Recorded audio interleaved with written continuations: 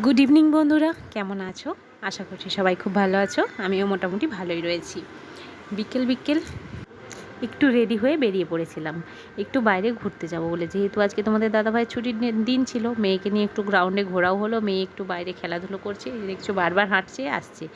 তো বাড়িতে বসে থাকতে থাকতে এই সময়টা তো কোথাও সেভাবে যাওয়া হয় না, ডাক্তার দেখানো ছাড়া আর রিপোর্ট করতে যাওয়া ছাড়া সেভাবে কোথাও বেরোনো হয় না। তো এমনিতে সপ্তাহে যখন একদিন ছুটি থাকে আমি নিজে থেকেই বলি কোথাও একটা গিয়ে ঘুরে আসলে, কোথাও বলতে সামনাসামনি গিয়ে একটু ঘুরে আসলে যেন মনটা ভালো লাগে।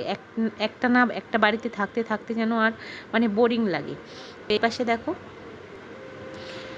বাড়ি চলে এসেছি ঘুরে, তারপরে এই যে দেখো সন্ধেবেলায় দেশের বাড়ি থেকে কত আম পাঠিয়েছে। এই যে দেখো কত আম পাঠিয়েছে আমার মেয়ে, সেই আমগুলোকে নিয়ে কতগুলো কাঁচা আম রয়েছে আবার কতগুলো পাকা আম রয়েছে। তো মেয়ে আমগুলো নিয়ে খেলাধুলো করছে আর আমি ভাবছি আমগুলো দিয়ে কি বানানো যায়। তো চলো তাহলে দেখতে থাকো।